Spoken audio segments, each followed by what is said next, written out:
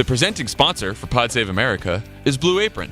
Blue Apron's mission is to make incredible home cooking accessible to everyone. Blue Apron achieves this by supporting a more sustainable food system, setting the highest standards for ingredients, and building a community of home chefs. A community of home chefs. Get your first 3 meals free with free shipping by going to blueapron.com/crooked.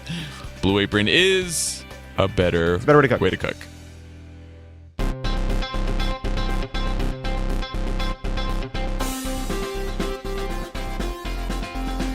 Welcome to Pod Save America. I'm Jon Favreau. I'm John Lovett. I'm Tommy Vitor. We are in 3 different places today. I'm in Los Angeles, Lovett's in New York, and Tommy's in D.C. We're like 4 different people away from like a 9-person CNN box on cable news right now. I'm actually doing this from Jeffrey Lord's basement. All right, so our interview for today is going to be the interview with New Jersey Senator Cory Booker that Tommy and I did on Thursday in Washington, D.C. We were only supposed to, I should let everyone know, we were only supposed to have like a couple minutes with Cory Booker. He gave us a lot of his time. We still didn't get to ask a lot of the questions we wanted to ask, so we'll have to have him back, but it's a good interview, and you'll hear it after the 3 of us get done talking. Love it. How was Aspen? I know you did a Love It or Leave It there. You did a little Pod Save America there, and there's a Love It or Leave It that everyone should go download from Saturday. How was it? It was great. I had a great conversation with Governor Hickenlooper about healthcare, about Democratic Party economic policy and Democratic vision. Had a good time with Julia Yaffe of The Atlantic, and Trayvon Free, who writes for Samantha Bee. So we had a great coastal elite, mountain elite, Aspen version of Love It or Leave It, Rocky Mountain edition. It was fun. Excellent. And Tommy, who do we got on Pod Save the World this week? Well, I should first point out that we have Colorado covered this week because we also got Senator Michael Bennet last week in D.C. But on Pod Save the World this week, we have former National Security Advisor Susan Rice. So that's a big get. It was a really cool interview, a good chance to sit down with her. She has not done a ton of these things since leaving the White House. So check it out on Wednesday. Oh, also, I forgot to mention, so you guys went to D.C., but I did a live Pod Save America joined by Amy Walter and Molly Ball, who were gracious enough to fill in. And apparently in the audience was a Koch brother. And I heard the Koch brother was sleeping? Yes, but I don't know whether he fell asleep before or after I said that Koch money was spending millions upon millions of dollars to stop the healthcare bill. And the whole audience was uncomfortable. And I realized it was because there was a Koch in the room. Well then. Anyway, Aspen was fun. So that's great. Great audience for that message. Okay, so go download Love It or Leave It. Look out for Pod Save the World on Wednesday. And then, guys, we get some merch for sale again. 1 week only until July 10th. Go to cottonbeer.com/crooked and you get your own Friend of the Pod t-shirt and a Repeal and Go Fuck Yourself t-shirt, which are very much in vogue right now. They keep coming back into fashion is the problem. Yeah, that is a problem. Hopefully there'll be a day when no one will want that t-shirt anymore. That's what we're hoping. And hopefully that day will be soon. Okay, so let's start off with a topic that, I know we don't want to spend too much time on, but it seems as though somebody has been tweeting his feelings over the weekend, and that person controls the greatest nuclear arsenal in the world. I'm just going to go ahead and read the New York Times lead. President Trump posted a short video to his Twitter account on Sunday in which he is portrayed wrestling and punching a figure whose head has been replaced by the logo for CNN. Cartoonish in quality, the video is an unorthodox way for a sitting president to express himself. No shit. Yeah. First reactions on that, Tommy? Well, I saw your question on the outline, like, is this worse than usual lately? And I was thinking about it. I'm like, actually, I think it's kind of a return to form, right? I mean, the attack on Mika is sort of vintage Trump. You pick a female enemy like Rosie O'Donnell, you relentlessly attack her in the most sexist way possible. Rinse, repeat. Obviously, the context has changed. He's the president of the United States. He shouldn't act like a complete child. But, this is his MO. And it is unbelievable still that he's plucking videos made by anti-Semites off of Reddit 4 days ago, and they're winding up on Donald Trump's Twitter feed. But I mean, I guess here we are. This is the guy we elected, which is it's kind of funny when you see, Joe and Mika saying this isn't the person we knew 2 years ago. Yeah, right. Here's where I disagree. I mean, I think the attacks on them were outrageous. But I mean, not long ago, Trump was attacking Gold Star parents, and he was saying a judge couldn't rule on a case fairly because he was a Mexican. So this is the bad person he's been for a very long time. So, Tommy, you think that there wasn't this period of time where Joe and Trump were playing chess and Brahms was on the Sonos and they were talking about philosophy and culture. yeah, exactly. Yeah. So I just wanted the one thing I'd want to add is this is a point that Jeet here has been sort of making over and over again, which I think is a good one, which is clownishness and like stupid, silly nonsense is part of the way in which Trump can get his version of being a fascist hamburglar into the public. Because if nothing is worth taking seriously, everything's a joke, right? The institutions are a joke. The news is a joke. It's all part of this larger way of attacking our basic assumptions, attacking our norms, attacking our institutions. Oh, he's just kidding. He's just being a funny guy. None of this is worth taking seriously. It's all part of the way in which he kind of undermines everything that we care about. Yeah, no, so my thought was, look, I think one of the consequences of Twitter information age is that, like, we have shorter and shorter memories. So, of course, he's done stuff this bad before, right? Especially during the campaign and all the instances that Tommy pointed out, too. But I do think lately he's sort of been ratcheting up his attacks on the media lately, trying to delegitimize the media like even more than usual.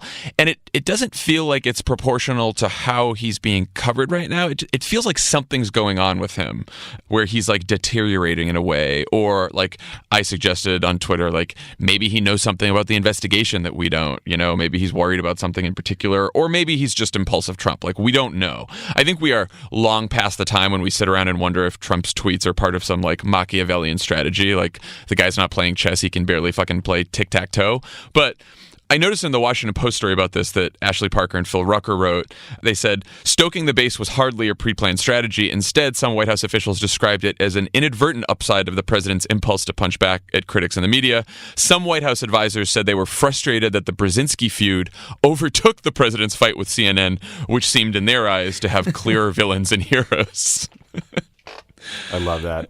I mean, Jake Tapper did a rough analysis of Trump's tweets since his presidency. This was on June 29th. He counted 85 attacking the press, 67 mentioning jobs, 27 about troops and our veterans, which is particularly relevant when Trump complains that the mainstream media never covers the important issues that he's been working on and these alleged successes. So, like, to your question of is this purposeful, I think the obvious answer is he hired a total moron named Dan Scavino with no relevant experience to run his social media strategy. But also, I do think it's purposeful that they like keeping the fight with CNN front and center. It rallies the base, and it's like a one-stop shop where they can blame all of their problems, all of the lack of coverage of their so-called accomplishments. But, this is the backdrop of this is that they're systematically dismantling the White House press briefing. They are floating changes to libel laws to make it easier to sue news outlets they don't like. So I do think this is like a piece of a puzzle, even if they're sort of like bumbling around. Yeah, so Lovett, is this dangerous or deranged or both? Is it dangerous? Yeah, I mean, of course it's dangerous to have the president tweeting himself beating CNN to a bloody pulp. We're so beyond normal. The other thing, too, is you can watch the way these things ricochet from Dan Scavino's field of reference to the president's, and it's a little bit like it's almost like we have like an email forward as president, right? Like these dumb, like these are the dumb, shitty videos that sort of travel around beneath politics, right? Like they're on Reddit or they're forwarded around from like older people who watch Fox News. Like this is another example of like Donald Trump as like Fox News viewer become president. It is deranged. It is dangerous. But again, like, I don't know how it's not surprising. There's no consequences. Dave Weigel had a really good point about this, which is like, wow, all of these Republicans sure are going to call this unacceptable before voting for Donald Trump's reelection and donating to his reelection campaign. Right. The thing that's dangerous, the thing that's actually deranged is that we live in a world in which Donald Trump faces no real consequences for this kind of behavior. And we're so used to that now. We're so used to the fact that the way people behave when Donald Trump diminishes the office is just to say it's really bad and try as fast as possible to move on. They like all these guys, the Paul Ryans, the Mitch McConnells, Lindsey Graham's, even all of them, they want to say as little as much. They want to say something because they know they need to. But they wanted to do it. They wanted to achieve nothing, have no consequences, and move on as fast as possible so they can get back to their agenda, which is like the central dynamic between the Republicans on the Hill and Donald Trump this whole time, which is basically he's not really a president. He's a useful idiot to be a vehicle for their agenda. I mean, we He's a just pen. don't have a president. We don't have one. He's only as Yeah, good as he's a his pen to sign the fucking tax cuts. That's what he is there for. He is. Do you remember in the movie? Do you remember in various versions of Superman? There's always this part at which Lex Luthor swindles an old woman to get her fortune, and he like whispers like, I love you, just sign right here, so he can get in the will. Paul Ryan, that's the relationship we have between the Republicans on the Hill and Donald Trump. I mean, what do we do about this? Like, what is the reaction? Because, every time this happens with Trump, we get into this cycle of like, don't talk about this. It's a distraction from healthcare or distraction from other issues or the investigation or a distraction from whatever. And we're making too much of it. And then the media becomes too self-involved and they all talk about it because it's an attack on the media. So it's about the media. So then we get into these news cycles where all we talk about are these fucking tweets and we don't talk about anything else. And so on one hand, you think, yeah, we shouldn't spend too much time on it. On the other hand, you're like, it's the president of the United States and he is he's doing something that whether he intended to or not it could incite violence. Right. I mean, the only sort of right-wing defense that's getting mounted is like, calm down, snowflakes. This is just having fun, which is sort of the latest iteration of the take him seriously but not literally trope. I mean, literally a couple of weeks ago, a reporter was literally body slammed by a guy named Greg Gianforte who's running for Congress. So, this isn't a crazy thing to suggest. I think the best talking point for us is to calmly point out that this is an unpresidential thing to do and that he should get back to work. Because I think for every 100 Trump supporters who love this stuff and are his fans, there's 20 like soft Republicans who voted for him who shake their heads and think, man, I wish he would be doing something else, and who fundamentally understand that free speech benefits everyone, even if they hate the press. But remember, guys, Obama started this because he did an interview with a YouTube star once.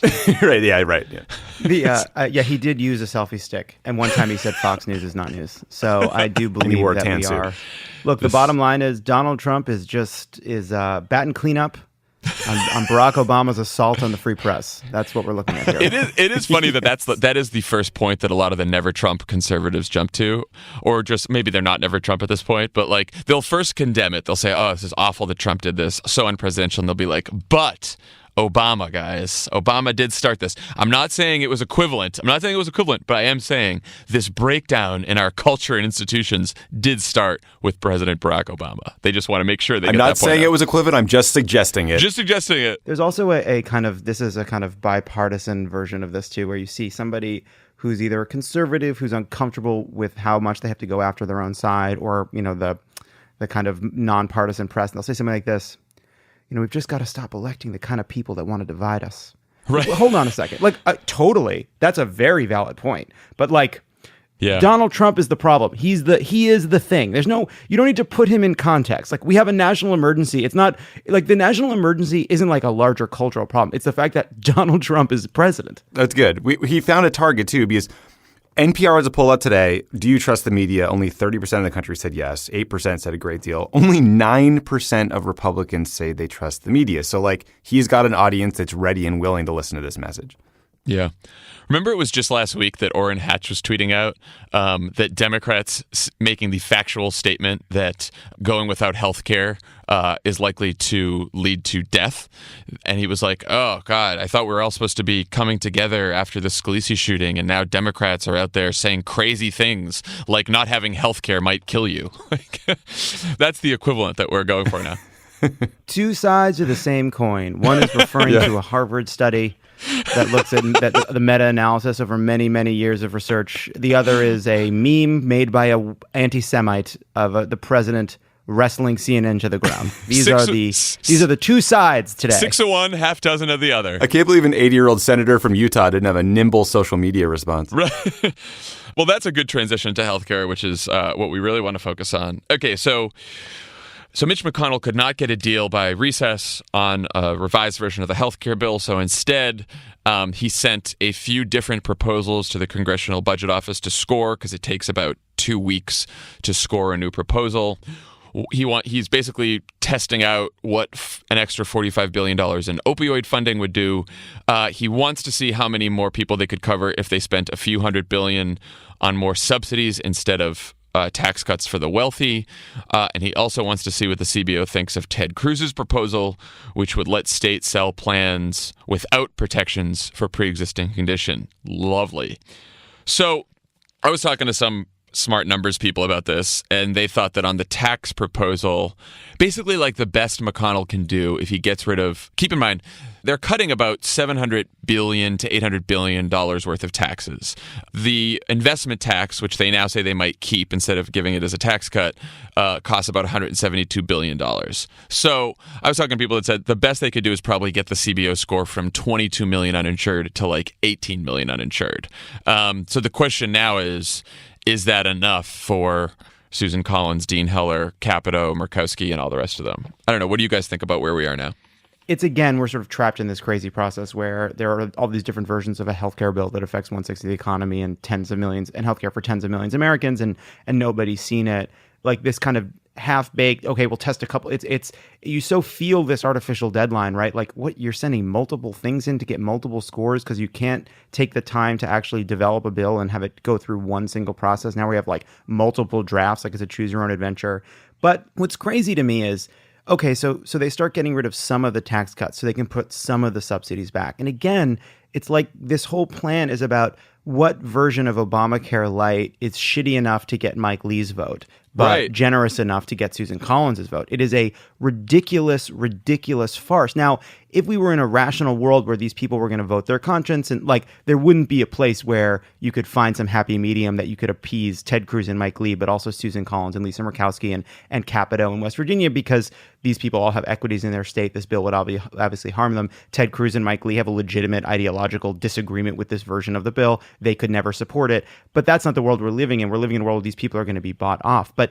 But the fact that they, like, there is an original sin here, which is they decided they were going to use the structure of Obamacare to do this. And ever since they decided to do that, there's been only two possible outcomes. Either they pass a version that, as you said on a previous show, guts Obamacare, but leaves the structure in place, or they don't.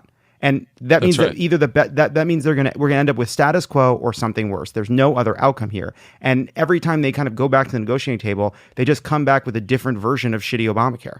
What do you think, Tommy? Yeah, I think politically the polling, the best you're seeing for this bill is like 17% of adults approve of it, 55% disapprove, which is a devastating number. McConnell's fear all along was that the longer this bill was in the public eye, the more scrutiny it would receive, the more bad press it would receive, the harder it would get. And that is playing out exactly as he feared. Dan Diamond, who covers healthcare for Politico, has been tweeting local headlines from papers in South Carolina, Houston, like all across the country, showing that are localizing the impact of these cuts and how much it would devastate regular people.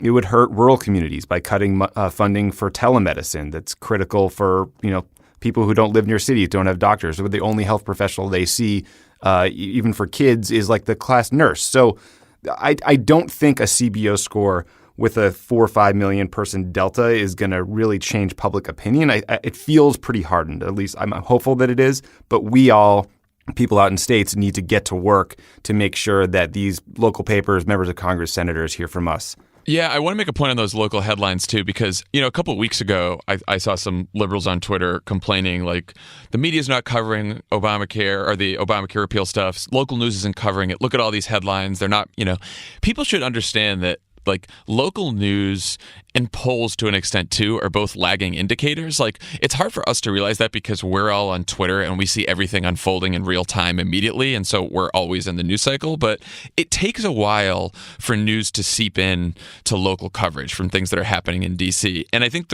those local headlines we're seeing are a result of like all the activism and all the rallies and all the protests that have been happening over the last couple of weeks really having some effect. And so I think that, like, when we keep saying, like, now is the time for everyone to go to their 4th of July parades and to go to these rallies over this recess and to keep up the pressure, like, that will have a real effect. And it might not have a real effect immediately, but next week or the week after, when McConnell's actually, having this debate on the floor of the Senate, or not a debate, but just trying to get a vote on the floor of the Senate, it's going to make a real difference, I think. Yeah, just to quickly add to that, because when I was Obama's Iowa spokesman, like, local press was my bread and butter. I would pitch local radio, weekly newspapers, like anything that was read in the state of Iowa. So if you guys have a group of people in your local community, then you want to go down to a local senator, member of Congress's office, call the local paper, call the weekly, call the radio, ask them to cover it. If they can't cover the event, email them photos or a letter to the editor and see if they'll take that. If you have a personal healthcare story about how this bill impacts you, your family, your friend, record a video of it, post it on Facebook, call your local TV or radio or newspaper and ask them to talk with you about it. If there's events in your community, you can like set up a booth, hand out literature, just talk to people. I mean, local outlets are looking for ways to take a national story and make it about their community. You're right. You're exactly right, John, that it's a lagging indicator, but it's going to happen more and more and more as this thing goes through the process. Yeah, and if you guys are looking for a list of rallies and protests this week, especially in the states where there are wavering Republican senators like Nevada and Alaska and Maine and stuff like that, Topher Spiro, who's at CAP, who's at Center for American Progress, who's just at Topher Spiro, he just tweeted a list of all the different rallies, 4th of July parades and stuff like that. So go check that out and keep up the pressure there. One other thing I'll say is we're talking about CBO scores on coverage, 22 million, 18 million. What's the score going to be? I do think one important message for us to get out that's been sort of undercovered is the fact that the Senate bill would get rid of these essential health benefits, because no matter what they do on taxes, no matter how much they bump up the subsidies, no matter how much they try to fix Medicaid, the bill still wants to allow states to waive these essential health benefits. And the only one that's really broken through so far is maternity care. And you have a bunch of conservative guys who are like, oh, we don't need maternity care, we're men, right? And which is a ridiculous argument for a number of reasons. But there's also a whole bunch of other essential health benefits like hospitalization, ambulance rides, prescription drugs, cancer treatment, right? Like they're trying to say, oh, well, they can't discriminate against people with pre-existing conditions. Well, yeah, if you have cancer, they still have to sell you insurance, but now they don't have to fund your cancer treatment. They don't have to pay for your cancer treatment, which makes your insurance pretty much worthless. So I do think we should be talking a lot about these essential health benefits in the weeks to come. Yeah, and also the Ted Cruz proposal, right, which is about let's insurance companies offer a variety of plans. Some cover things, some don't. Everybody gets a choice. Like, again, like every part of this bill is about shunting sicker people into more expensive plans. And like, that's just another way they're going to try to do that. This is Pod Save America. Stick around. There's more great show coming your way. Pod Save America is brought to you by WAG. Oh boy, WAG. Your dog is your family, right? Yes. Like literally, I consider him my family. You love your dog. The reality is sometimes you just can't be there to attend their needs. Take them out. By the way, love it. Where's Pundit right now? You've been all over the place. Pundit is in an undisclosed location. She's doing very, very well. At the close of her stay at her current residence, she will receive a puppy cut. That's part of it. Is it a spa/mental health I facility? do not want to say the name because I do want to make sure that I protect Pundit's privacy.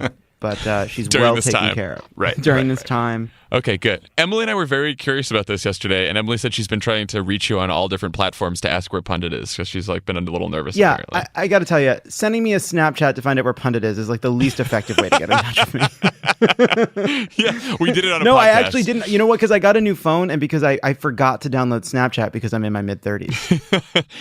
Anyway, back to WAG. Say you don't have someone to watch Pundit, or I don't have someone to watch Leo. Wouldn't it be great to have someone you trust take care of your dog when you need it? So, here's WAG. It's an on-demand app for getting a dog walker, kind of like an Uber for dog walkers, is what it says here in the copy, or Lyft for dog walkers, because that's who sponsors Pod Save America. Anyway, WAG is a lifesaver, especially if you have a busy schedule like we do. Here's how it works. You get paired with thoroughly vetted walkers, so you get quality people experienced with dogs. WAG has informative and fun features for your peace of mind, a text message when walk starts, live GPS tracking of your dog's walk, and notifications when your dog pees or poos. What? Guys, people might laugh Come at this, on. but when Leo is watched by someone, this is the kind of things we ask. We ask for pictures every 5 minutes. We ask for text to make sure he's okay. This is important, I've used this service. The peace of mind aspect is great because you're a little worried, a person that you don't know that well is walking your dog, but you get updates along the way. And then you get updates when they leave, and then they're safely back at home, and it's quite nice. Yeah. Best part is you don't have to be home. WAG sends you a free lockbox, or you can leave alternate home access instructions in the app on how to let your walker in. WAG only walks your dog or dogs. There are no pack or group walks. WAG is really a must-have app for every dog owner. You can get your first WAG walk free by texting CROOKED to 25324. That's texting CROOKED to 25324, and WAG will send you a special link to download the app and get your first dog walk absolutely free. Go use it today. Okay, I want to talk about something that hasn't been getting a lot of coverage in the mainstream media, the Trump's voter fraud commission. So we found out last week, as everything else was going on, that Chris Kobach, the Kansas Secretary of State that's in charge of this voter fraud commission, asked every state to provide detailed information for all the voters on their rolls. So he wanted name, address, birth date, party identification, social security number, and asked for all of this information. Fortunately, about more than half the states now told him to go fuck himself, basically. One actual response, quote, "My reply would be, they can go jump in the Gulf of Mexico." That was from the Republican Secretary of State in Mississippi. What's going on with this voter fraud commission? Tommy, I know you've been tweeting a lot about this. What's the story behind it? I mean, on the most basic level, I think doing a countrywide, state-by-state sort of survey or research project like this validates the idea that there is this massive voter protection. And remember, we have a president who claimed that 3 to 5 million people voted illegally for Hillary Clinton. That's why he lost the popular vote. So they're still seeking to prove that allegation. But generally, I mean, these sort of voter integrity projects are great ways to push for voter ID laws and more stringent voter requirements that make it harder for poor people, for minorities, for more marginalized groups that tend to vote Democrat. What a surprise, to get to the polls. So, this is some really nasty stuff. This is a massive, expensive solution seeking a problem and demanding some very personal data in a way that's pissing off everyone right to left. Yeah, and by the way, one thing to note is one of the state officials who did not comply with Chris Kobach's commission is Chris Kobach himself, Yeah. who said that he was not going to supply some of this information in his capacity as, I believe, Secretary of State of Kansas. And also, this is part of a larger campaign against voting. So there's a long piece in the New York Times about Texas and gerrymandering. And you look at a city like Austin, obviously very liberal. The city of Austin has been carved up and basically distributed amongst suburban districts so that they're represented by conservatives, which is why Texas has 25 Republican members of Congress and 11 Democrats, even though the state has shifted to the left in recent years. So there's this larger effort to remove accountability for their behavior. Right. And it is an anti-democratic trend. It is something that extends from the way Mitch McConnell handled both a vacancy on the Supreme Court and this healthcare bill being written in secret. It is this commission that we are fortunate is run by, these are the carefully laid plans of stupid men, which is sort of benefiting us, right? That they're doing this in this ham-fisted way. And as well as a national campaign of gerrymandering that has put the wind in our faces in our attempt to win back the House. So all of this is a larger anti-democratic trend. It includes Donald Trump wrestling a CNN figure to the ground. And we really need to have a larger conversation about the lack of faith in democratic values that seem to flow from just one half of our political elite. It is a crisis. I mean, yeah, nonpartisan study by the Brennan Center at NYU looked at 23.5 million votes and found a total of 30 cases in which a non-citizen voted. 30 cases. Another analysis said that of 2,068 alleged election fraud cases, there were just 10 cases of voter impersonation. Study after study after study, it doesn't matter where you look, they all say that voter fraud is basically non-existent. It doesn't happen that much, right? And so why are they doing this? As we were saying, they're doing this because they're hoping it would lead to a purge of the voter rolls. Now, why is a purge of voter rolls a problem if there are people who shouldn't be voting? Well, one of the things they do is, they say, okay, we want to make sure that only citizens are voted. And so we want to use a database for immigration to make sure that only citizens are voted. Well, sometimes what they've done in the past is they will purge someone from the voter rolls for not being a citizen of this country, but then later realize that at the time this person was in the immigration database, they were an undocumented immigrant or they weren't a citizen yet. And since then, they have become a citizen. And now they're purged from the voter rolls and they don't know it, right? So that's just one example of how this is used to purge, Latinos from the voter rolls. Also for African Americans, again, 25% of black voting age citizens do not have a government issued photo ID compared with only 8% of whites. Minority Americans are less likely to have flexible work hours or own cars, so they have a harder time affording or obtaining a voter ID. They rely more on early voting. They require a nearby voting place. So there are all these things that they are trying to do to make it harder for people to vote, even though they are citizens who have a right to vote. And that is the fundamental problem here. And by the way, this is a long-term mission. We saw this. The voter rolls were purged in Florida by Jeb Bush before he was an amicable, decent guy we thought was befuddled and silly. Like, he purged thousands upon thousands upon thousands of legitimate voters before that election. I mean, this has been, you have false positives, you purge a ton of people. You say, oh, well, it was an accident, right? Some people are obviously going to get caught up in the net. Oh, but they can just re-register. But of course, they show up to vote on election day and they don't find their names. And it's just whatever. Yeah. You're exactly right. I mean, Kobach demanded this data. DOJ is demanding that states answer questions about what steps they're taking to comply with laws that require states to maintain accurate voter lists, aka get rid of ineligible people and purge them. Then they announced the addition of this guy named Hans von Spakovsky, who sounds like a diehard villain who dies at the end. And he's been like I was honestly going to make that same fucking joke today about his name. Yeah, he's like Count Dracula's he does cousin. Sound like a diehard villain. He's a creep. I mean, he's a person who Obama actually tangled with back in 2007 because he pushed for these voter integrity projects in Florida, like Lovett was saying, that purged thousands of black people from the voter rolls by erroneously tagging them as felons when they were not. His former DOJ colleagues wrote letters to Congress to protest his meddling in these efforts to disenfranchise voters. I mean, they are bringing in all these people to push for these voter ID laws because they know it helps them electorally. There's no other logical reason.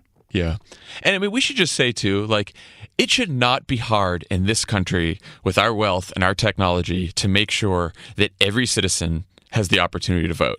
Like you were saying, Lovett, about democratic values, this should not be partisan. This should not be difficult.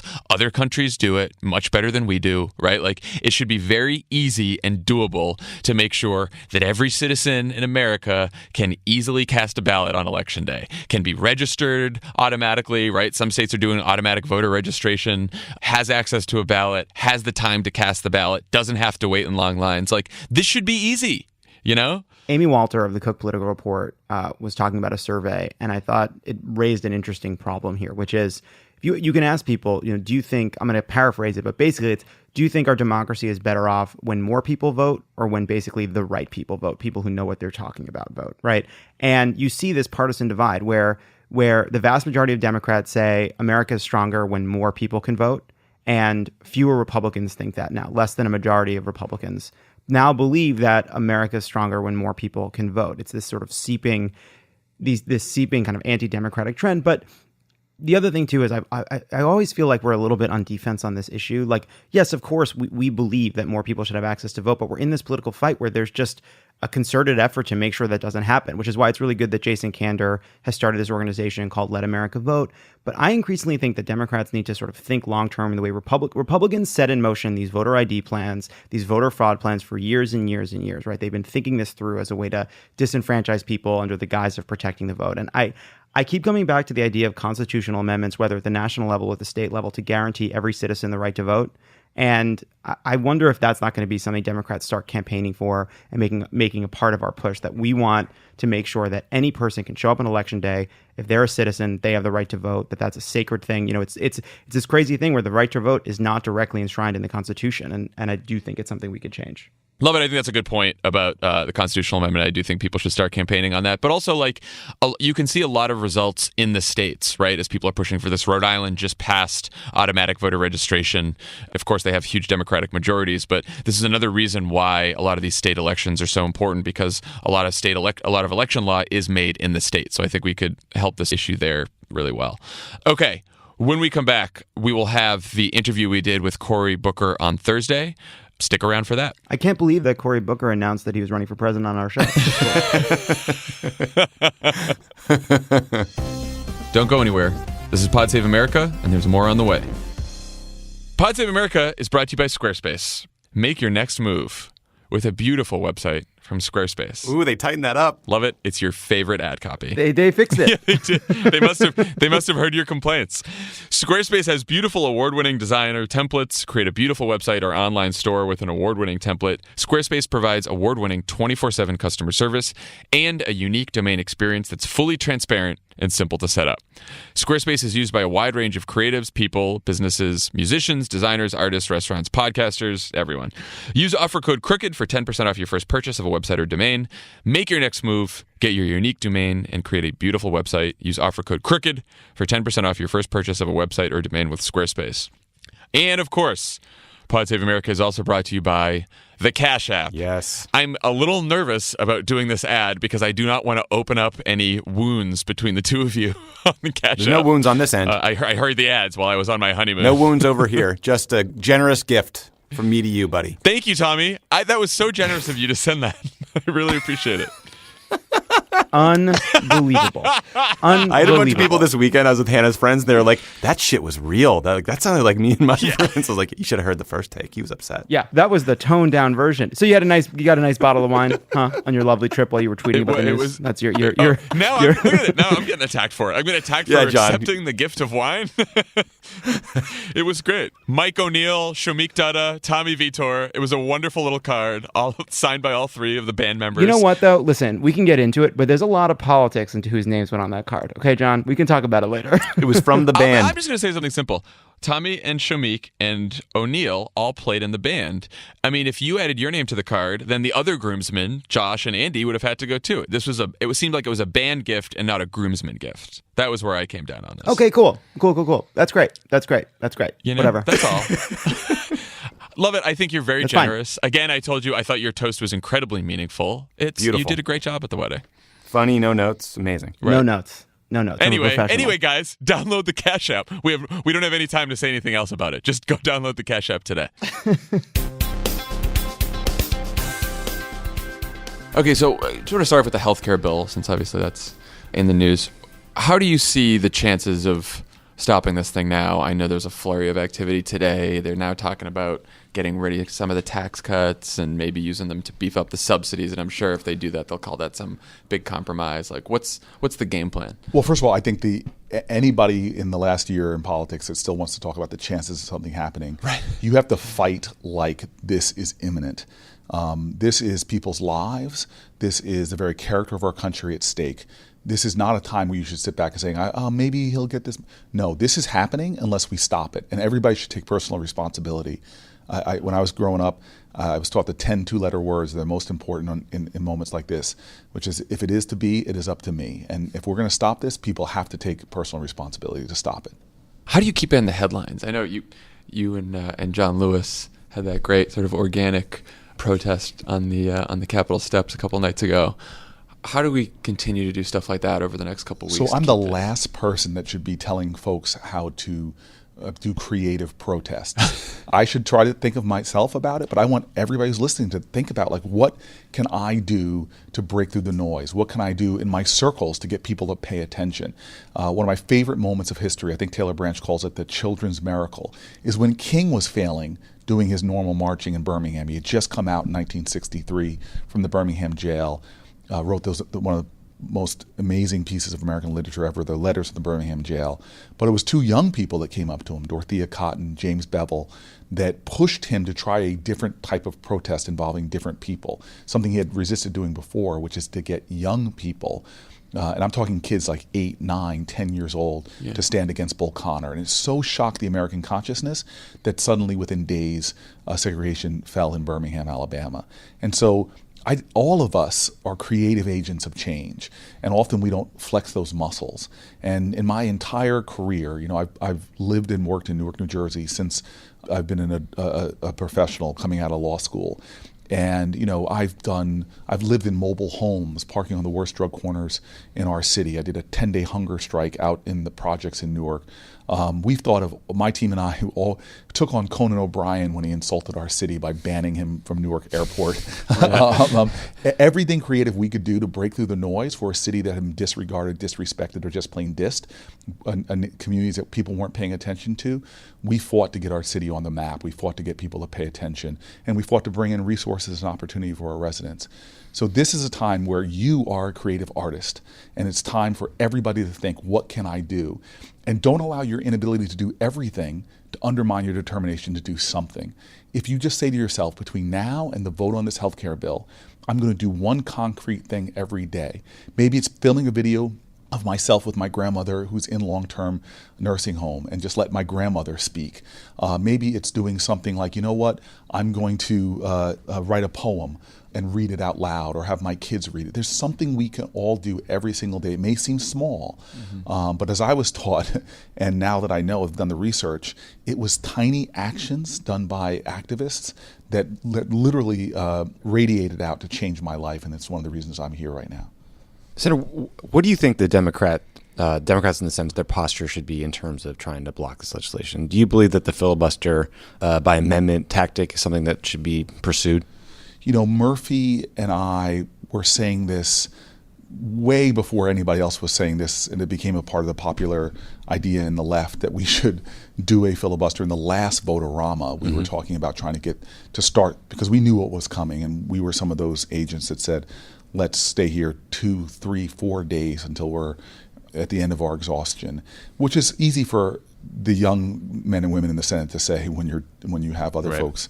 You know, this is not Festivus feats of strength sometimes that we should be doing it. Look, I'm about winning, and I want to do whatever tactic can stop a bill that will devastate not only the lives of tens of millions of people, but I think it will be a damage to the character of our country and will change the very idea of what it means to be American. And so Schatz Murphy and I are part of Schumer's leadership group. He has sort of young rabble-rousers in the Senate, and I say that in Senate years. Under no other measure am I young, but all the way to some of the states people in the Senate, like Senator Patrick Leahy, and we all are passionately committed to trying to stop this bill, and I think that from that, the right ideas are going to come forward. I saw that Center for American Progress today came out with, some ideas on how we might have a bipartisan, proposal to sort of improve the Affordable Care Act. And Murkowski, Collins, a couple other people over the last couple of days have said, we should be doing this in a bipartisan way.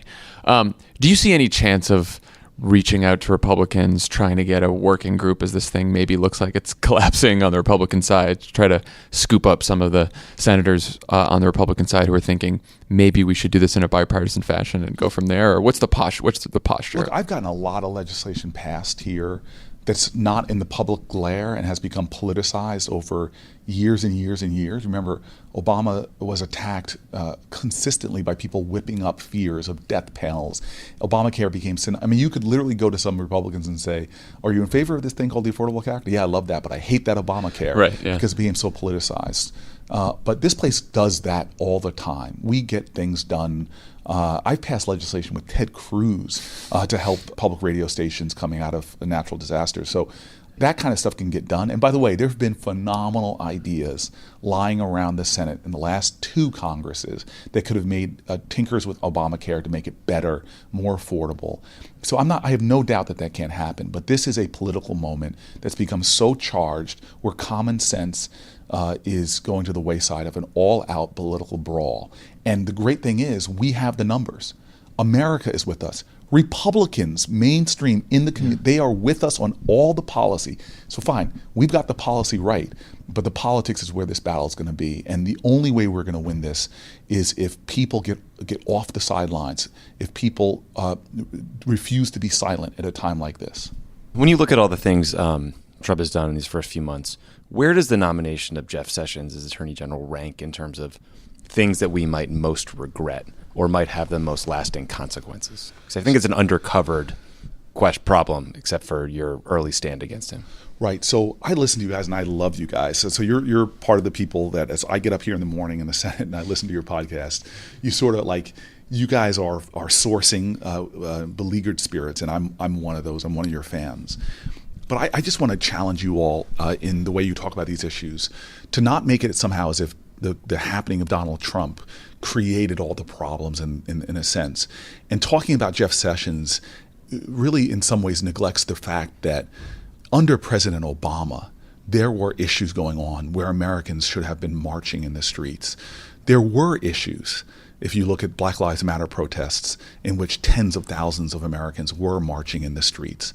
What drives me crazy, I had a massive afro when I came to the Senate. I ripped out all my hair. That is a joke. But what makes me pull out my hair, metaphorically, is the fact that, W.B. Du Bois said a longer quote where he said, "The tragedy of man is not that people are poor, who has not known poverty. It's not that people are ignorant." He said something like, "What is intelligence?" It's that man knows so little of man. We live in a country where there are such outrageous injustices going on every single day that would shock the consciousness of this country if they only saw each other, if we didn't render massive populations of Americans invisible. Mm-hmm. And this is happening under Sessions and that Justice Department. It's happening now. I just came back from Alabama and Louisiana just to visit the most outrageous instances of environmental injustice, arguably environmental racism, standing in communities where corporate villainy has put, let's take Uniontown or Tallahassee, landfills in historically black communities that can trace their histories back to the slavery. The wealth that they have is in their land, but now landfills have been put in there to driving down the cost of their land. Landfills letting off such toxins that people, as I went to church after church, tell me they can't put their clothes on the line outside because they end up smelling so rancid. They can't open their windows. Their respiratory illness rates, their cancer rates are so high because some corporation is doing hateful hypocrisy, something they would never allow in their children's neighborhoods. They're putting in ours. And so when you tell Jeff Sessions, and the reason why I broke with my own sort of efforts for years trying to build relationships on the other side and decided to risk relationships with a lot of my Republican colleagues by breaking tradition, is because I fully believe that the biggest sin, the biggest shame in our country that folk aren't talking about nearly enough, that people are indulging in the worst type of privilege, which says if there's an injustice out there, but it's not happening to me or my family, so it must not be that serious or that urgent. We live in a nation right now, as one of my greatest heroes I was with in Alabama this past weekend, Brian Stevens, said, where you get treated better if you're rich and guilty than if you're poor and innocent. We have prisons, and I visit them often, was in one at the beginning of the month up in Connecticut, where as I walked in, I said to the warden, it was a women's penitentiary, I said, how many women here are victims of sexual assault, sexual abuse, of those kind of crimes? And she looks at me, this strong, tough warden looks at me with a moment of just compassion, and she says about 95% of the women. We incarcerate in this country in a way that is so sinful, so violative of our American principles, where if you look at the experiences I had growing up in a wealthy, comparatively wealthy neighborhood, went to Stanford University and saw so much drug use, people who joke about it with a cavalier attitude, but living in Newark for the last 20 years, you see that there's an entirely different justice system for the poor and for people of color that preys upon them. And now our criminal justice system, there's no difference between blacks and whites for using drugs or even dealing drugs. In fact, young white men have slightly higher rates of dealing drugs, but black people will be arrested for it almost 4 times more likely. As a result of that, it drives poverty in neighborhood. It breaks up families. It rips apart communities. The American Bar Association points to 40,000 collateral consequences. You come out of prison, or even don't even go to prison, just get the felony charge for doing things 2 of the last 3 presidents admitted to doing. Right. And your life, you can't get a Pell Grant, you can't get business licenses, you can't get jobs, can't get loan from the bank, you can't get food stamps, you can't get public housing. We have a system now that so devastates our country that now we have more African Americans in America under criminal supervision than all the slaves in 1865. And so we are at a point where Other countries, I've traveled now as on the Foreign Relations Committee in other nations. I sit in countries that are struggling to establish their democracy, but they look at me about our prison system and they say, you say we have human rights violations? You do things that countries consider torture in your prisons, like juvenile solitary confinement. They look at us and say, you complain about not having money to invest in your infrastructure as our roads, bridges, tunnels are collapsing, but we were building a new prison in this country every 10 days between the time I was in law school to the time I became mayor of Newark. So you asked me about Jeff Sessions, and he is but a dangerous point on a jagged, broken system that is so outrageous that we can sit comfortably right here, right now, while in America right now, people's rights are being violated. Right now, there are children in prison who've been rotting there in solitary confinement for not days, not months, but over a year, waiting for a trial. Right. And so I get very emotional about this issue because the only thing that's stopping this issue from being dealt with is that good people are doing nothing about it, that don't seem to care that it's ripping apart our country. In fact, one university said we'd have 20% less poverty in America if we just had incarceration rates like our other industrial peers, because we're only 5% of the globe's population, but 1 out of every 4 imprisoned people on the planet Earth is right here. So this is what just pisses me off, and what I'm trying to make my Senate career about is shining a light on stuff that folk don't want to admit. How can we live in a nation that, as I saw in Alabama with my own eyes, where you have raw sewage running in the streets, running behind people's homes? There are tropical diseases in this country that doctors don't even think exist in America. They only think they exist in developing nations that black communities are living in because of a woeful lack of a poverty, not a material poverty, but a poverty of empathy and poverty of love. And so Trump is, I'm going to protest Trump. I'm going to resist him. I'm going to fight him. But this stuff was going on well before Donald Trump. So can I just follow up on one point on that? I mean, one of the injustices that people are finally starting to see more and more are these instances of police shootings. And we've talked about how to talk about this on the show and cover it when you see Philando Castile and just the injustice of that verdict. But it's never clear to me what people should be pushing for on a federal level versus a local level to make changes that would get some measure of justice, or more importantly, stop these things from happening. What do you recommend? So I have legislation specifically to this that I just would love to get more people talking about that can bring people's attention. Look, we had a police problem in Newark, and I was mayor, and I still remember when the Justice Department came in, and I got angry. I'm like, I'm a black mayor in a black city, and it wasn't until they collected the data and showed me the data on police stops and did millions of dollars, frankly, or hundreds of thousands of dollars of accountability work. I was like, oh my God. And we ended up partnering with the ACLU just to collect data. And this is the thing that I got the former head of the FBI, James Comey, to agree on, so much so that I put it in my book. And he's like, look, we talk about these issues, police shootings, implicit racial bias, which is real, which is measurable, which black folk, white folk, Latino folk, we all have implicit racial bias. But when it starts infecting our criminal justice system, undermining what it says across the way from my office on the Supreme Court wall, equal justice under the law, there should be an urgency to do something about it. So my legislation does a number of things to try to bring about better police accountability. But one of the most basic things it does, and Senator Boxer in the last Congress was my partner on it, is just say, I learned this as mayor. I used to say, in God we trust, but everybody else bring me data. And if I don't have the data, if I can't measure it, you can't manage it. And so most people are shocked when we say we don't even have federal collection of police shootings. I'm not just talking about police doing the shooting, but even police getting shot. We don't collect that data. So let's start collecting the data. And this is what Obama did that was brilliant. And this is what you could do. Let's stop getting people in defensive postures when we start talking about race in America. Let's start dealing more with a sort of courageous empathy and love for each other. And so what Obama's 21st Century Policing Task Force did, and they brought in, and by the way, I ran a police department. These are the bravest human beings on the planet. I mean, I remember being on the phone with my police director, and we're talking about a hostage situation, a woman who had shot at her boyfriend. Boyfriend jumps out the window, but now she's still got a gun. Her child's in the building. It was a dangerous touch-and-go situation. Gunshots start going off while we're discussing what we were supposed to do, and I hear in the background the police yelling, go, go, go. They storm into a building, no situational awareness, gunshots going off. This is the kind of things cops do, especially in urban communities where guns are acquired in illegal manners exploiting huge loopholes that even gun owners believe we should close. This is the bravery of cops. And what Obama's task force did, which was so brilliant, is that let's focus on the data, because the data is how we're going to start solving some of these problems. So let me give you an example. There was a horrible incident in the South. Many of you remember, just the visual alone still haunts me, of a white police officer sitting on a black teenage girl at a block party. Unacceptable use of physical force.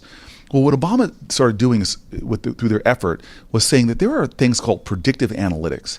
That if you look at certain things that start happening, you can actually predict when a police officer might lose themselves and do something that's heinous and should be condemned.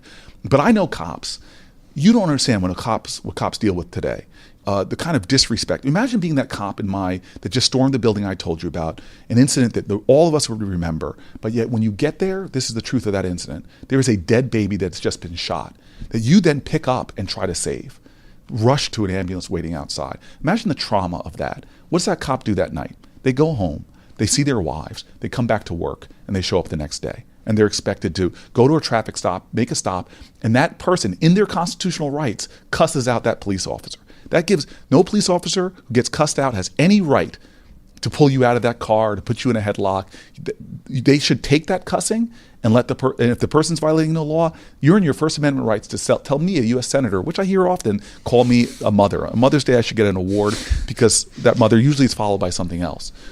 But this is what they found with that cop that sat on that 14-year-old. One of the best predictors of police officers losing it and crossing that line is suicides. Now, I worked at a suicide crisis hotline. It is an emotional thing when you're dealing with somebody that's mentally ill or on the verge of taking their lives. And what they found is that a person who it almost should be a ping in someone's file that cop should be pulled aside, get some counseling and support. Well, and they said that's one of the best predictors for when a police officer loses it and crosses that line. Well, the guy that did this is from one of Obama's data people, said to me, had 2 suicides in the last few weeks before that incident. So I'm just saying, why are we fighting each other when if we stop and take a breath, and all of us admit, if the former head of the FBI could admit, we have a problem with police implicit racial bias. It is a problem in this country.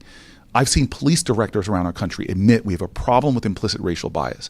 Well, let's all take a breath, not get defensive and say, let's do something about this, constructive, practical, and evidence-based. But right now, we're engaged in almost a dumb debate because we don't even have the data to argue over. I believe, from my own personal life, growing up as a young black guy, that when I lived in a community with my white friends, I got pulled over a lot more than they did, and we should do something about it. But we should start arming ourselves with the data and the information. So my legislation is about collecting that data and creating incentives for police departments all around the country to confront the truth of implicit racial bias in policing. So everything you're just saying, data-based, legislation, looking at each other, having empathy for each other, reaching across the aisle, it sounds a lot like our old boss, Barack Obama, right? When he started running in 2007, I remember he started, one of his first speeches at the DNC was, one of our biggest battles isn't about legislation, isn't about ideas, it's about we're battling cynicism, right? People don't believe, and because politics is broken. You're right that Trump is more a symptom than the cause of all of our problems. But one thing I worry about, of the many things, even after Trump leaves the presidency, is the damage he's done to people's belief in what this country can be and in working with each other and seeing each other and being one united country is severe, and it's going to take a lot of digging.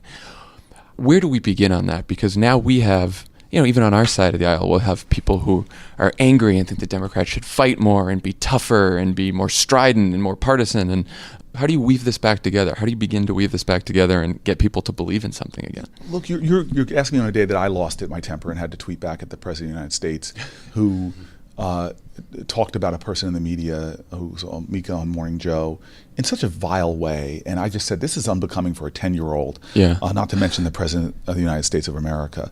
And, James Baldwin has this wonderful quote where he says, children are never good at listening to their elders, but they never fail to imitate them. And so the highest office of the land is embodying a level of character that is offensive, a lack of character that is offensive. But this is a problem, and this is what I personally struggle with.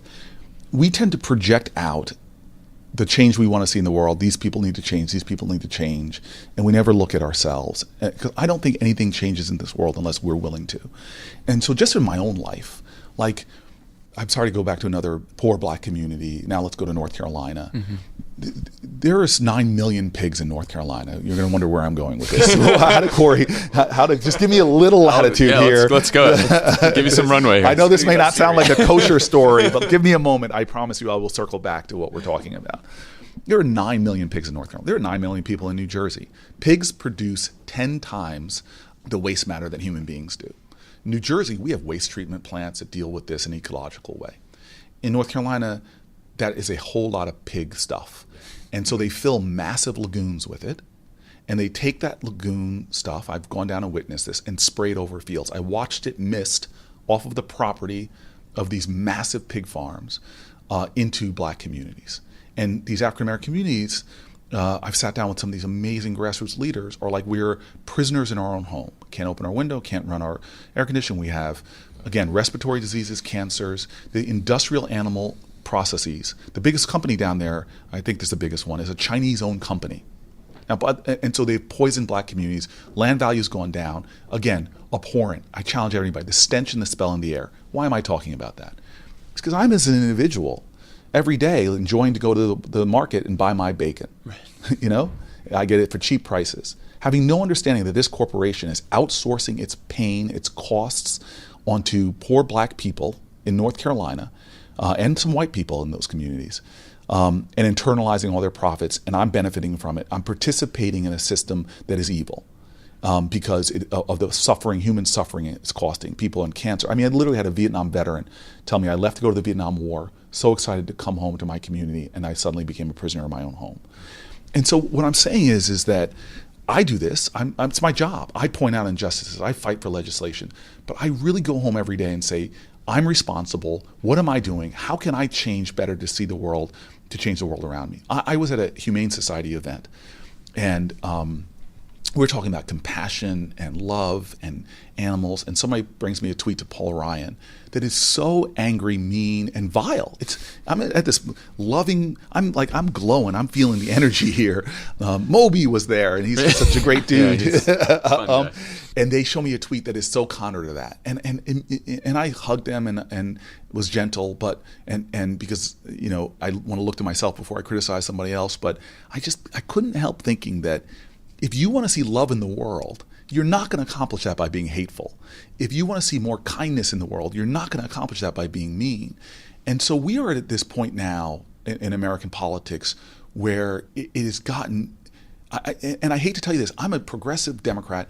I desperately think we need to be moving towards, universal health care. I have views that I desperately think that we need to change the way this country is going, but I also know that we're not going to get there in a Democratic way. We're not going to get there in a Republican way. The only way we're going to get there is finding ways for us as citizens to go there together. And I want to win the intellectual arguments, and I work that way.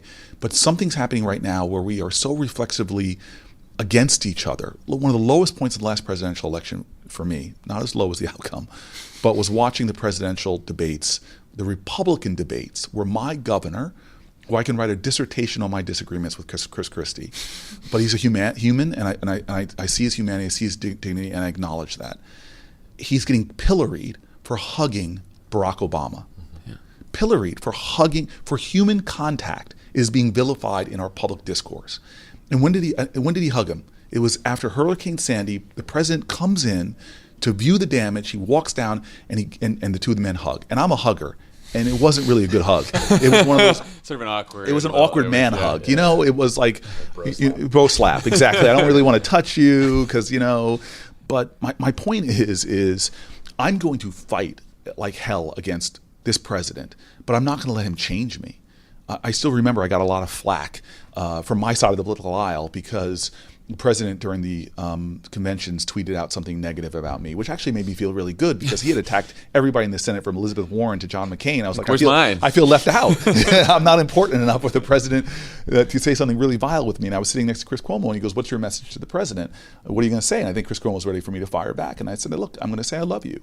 And I don't want you to be my president. I'm going to work as hard as hell against you to be my president, but I'm not going to let you turn me into something that I'm not and something that I don't think we need in this country." I know this is that people can make fun of me for saying this, but I'm I think this country was founded by imperfect men who put forth genius, but they were savagely imperfect. I mean, in fact, they called Native Americans savages in our Declaration of Independence. It's still there. That racism is still there. That bigotry is still there. Women weren't referred to at all. I always say that Stokely Carmichael, who I think had the best joke, he said, constitute. I can only say 3/5 of the word. So this country seeped in bigotry, sexism, hate, racism. These men, these geniuses, were able to put forth ideals that were bigger than them. But they knew something that is so important. They knew that this country could not make it, because we're the oldest constitutional democracy on the planet Earth right now. We're not formed because we all pray a lot. We're not a theocracy. We're not formed because we all look alike. We're not a descendant from the same family tree. We're saying that what's going to hold this country together are these ideals, which are not worth the paper they're written on unless they're lived in the hearts of the people.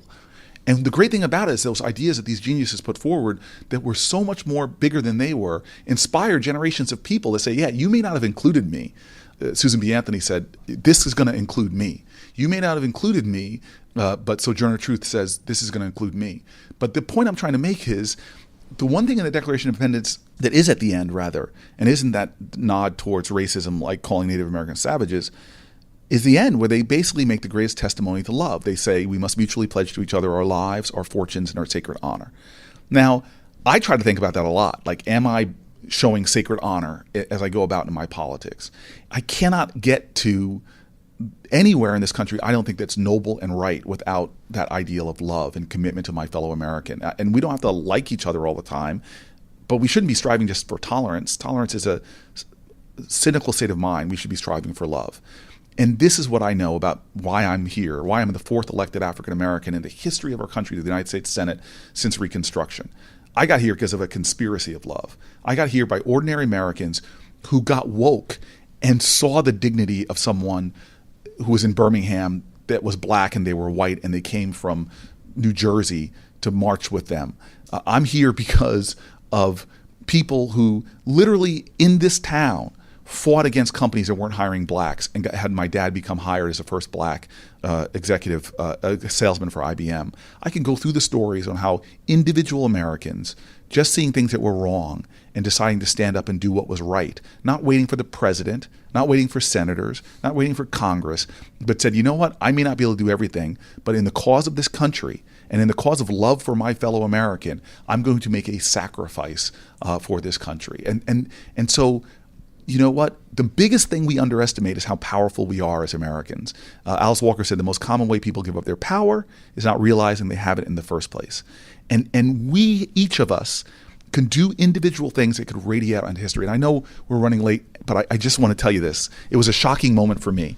This week, I had the incredible privilege of sitting on the Capitol steps, which I thought was just going to be a Facebook Live, me and John Lewis. I called some of my friends, stop by. It turns out to be hundreds and hundreds of people coming to see John Lewis, sitting on the Capitol steps. It turned out to be one of the affirming moments, talking about this healthcare bill and all that. I had a chance to say this to John Lewis, which I was surprised. I don't think I ever said it before. I wrote about it in my book, but I never said it to him. I grew up in a very privileged town because of civil rights activists through something called the Fair Housing Council. And literally white people, black people in a storefront that said, this is crazy that most towns in Bergen County won't let black people live in there. And the experience blacks would have is they go look at a house, the real estate agent would say, this has been sold. Oh, this was pulled off the market. That's what my parents experienced when they were moving from DC to New Jersey. They got the Fair Housing Council, some lawyers set up a sting operation. My parents would go look at a house. The white couple would follow them, find out the house is still for sale after my parents told me it was already sold. They fell in love with this house, the one I grew up in. And they were told it was sold. The white couple comes, it's still for sale. The white couple put a bid on the house. And the bid was accepted. Papers were drawn up. On the day of the closing, the white couple doesn't show up. My dad did, and a volunteer lawyer. They confront the real estate agent, who then doesn't just say, okay, you got me, I'm breaking the law. No, this guy punches my dad's lawyer in the face, sigs a dog on my dad, and a break. So we moved in there under this terrible cloud of just violence. And so then we become, as my father affectionately called us, the 4 raisins in a tub of sweet vanilla ice cream. Okay. And so now picture this Monday. I'm sitting on the Capitol steps. I am now a United States Senator. And trust me, if those folks hadn't done that fight, I wouldn't be here. And I can say that 1,000 times over. If when my dad, born poor in the Deep South, if family that wasn't their blood didn't take my dad in, I wouldn't be here. If the people in the church in that town didn't put money in a collection plate, dollar bills, what's the ROI on helping my dad go to college, to break our history of having no college in my family? But this is what got me on those steps, talking about healthcare with John Lewis, about individuals in this country not realizing their power. I turn to him and tell him, I don't know if you know this, but I had to go back to write my book. I had to fact check every story I was telling in my life because I didn't want a Ben Carson moment and have, something I was saying. Smart, yeah. So I decided I'm going to go back and track down and I was going back. I lived in high-rise projects in the neighborhood I still live in right now. I found guys that were dealing drugs when I first arrived on the scene. Everybody I can find. But I said, I got to find these lawyers. This story.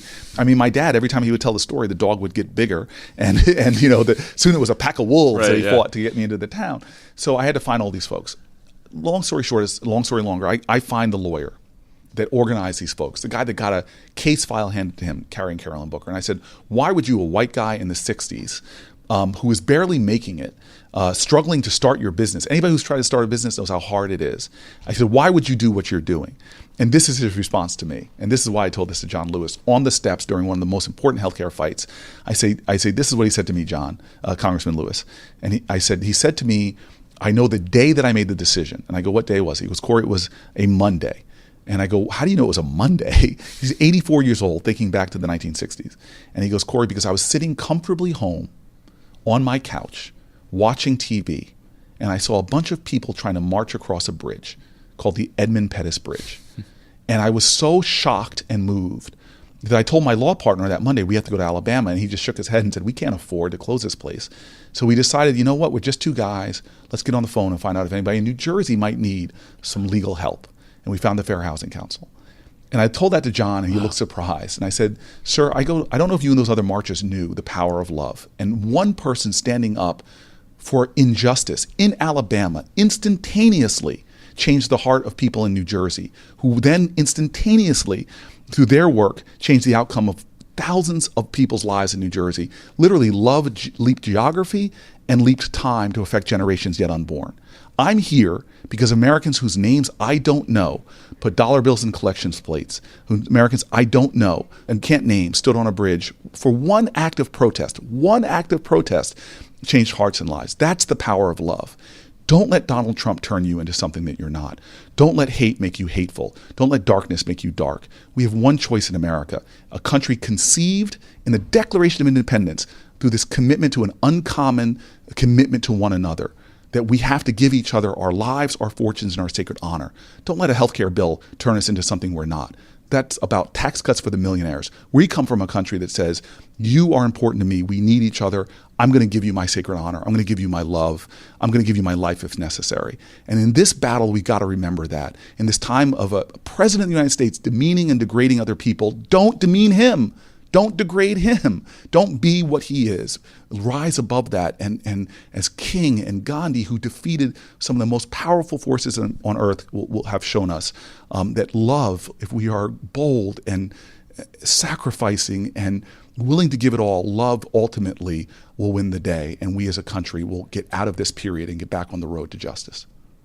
All right. Well, that's a good place to end. Say my questions feel kind of small. I was going to ask about Stanford football. McCaffrey. Oh my God. Well, the older I get, the better I was at Stanford. Thank you so much. You're very generous with your time. Thank you, guys. We really appreciate this. I appreciate you. This is great. Thank you.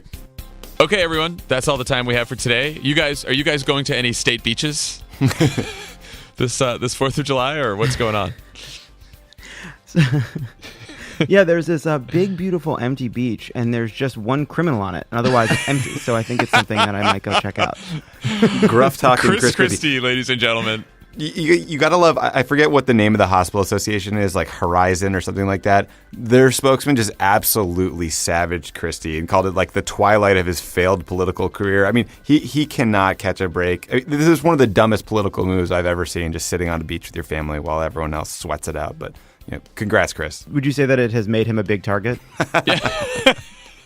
For people who don't know what we're talking about, Chris Christie closed all the state beaches in New Jersey because of a budget fight, except he decided to go to one of the closed beaches with his family outside of a very expensive residence that the taxpayers pay for the governor in New Jersey, which I don't know why they do that, by the way. But anyway, and then he lied about it. They asked him, have you got any sun this weekend? And he said no. And then they're like, okay, well, we have this picture of you on the beach with your family while it's closed. And then the governor's spokesman was just like, oh, well, no, he wasn't getting any sun because he had a hat on. Oh, good. Nailed it. Good move. Good cleanup. I also just love that, like, hey, governor, you get any sun this weekend? And Chris Christie kind of looks him up, no. Moron. Gotcha. The guy has a 14% approval rating on his way out of office. He's on his way to try to break the record for a low approval rating. He couldn't get hired in the Trump administration. That's how toxic he is. Currently holding the record is Rod Blagojevich of Illinois. That's who has it right now. He left office with a 7% approval. He's an actual criminal. Went to jail. He left the office in fucking handcuffs. Like, that's the level. So Chris Christie is knocking at the door, Rod Blagojevich. But you know what, though? Honestly, though I will say that there's one aspect of this I respect, which is when your approval rating is at 14% and you're leaving in ignominy and disgrace. Like, okay, go to the beach. What's going to happen? Like, what can they do to him? You know, go to the beach, Chris. You've destroyed your Chris career. Christie gives 0 fucks. Have a great time. Get some sun. And that's our show. This is what you get for standing behind Donald Trump at his fucking press conference, looking like a moron. Everyone who just sort of gives in to Donald Trump and decides to like give up their dignity in exchange for, I don't know, some White House job in the fucking Trump administration, this is what you get. Just couldn't happen to a better guy. You are the equivalent of a small businessman who took a chance and decided to make Donald Trump some cabinets. You end up with fucking nothing. By the way, it's funny that we're doing this because I'm just remembering in the Cory Booker interview, which all of you just heard, he says some nice things about Chris Christie. I bet he does. Because they work together in New Jersey. So anyway, but you know, he sat in the sun on a beach that he closed. That's not a great thing. Okay, everyone have a great 4th of July. And we'll talk to y'all on Thursday. Take some pictures with members of Congress who are against healthcare. Make good TV. We live in a TV culture. Tweet pictures at us. We want to see parades. The media is broken. People only care about the dumbest shit. Be part of it. Bye. Bye, guys. Bye.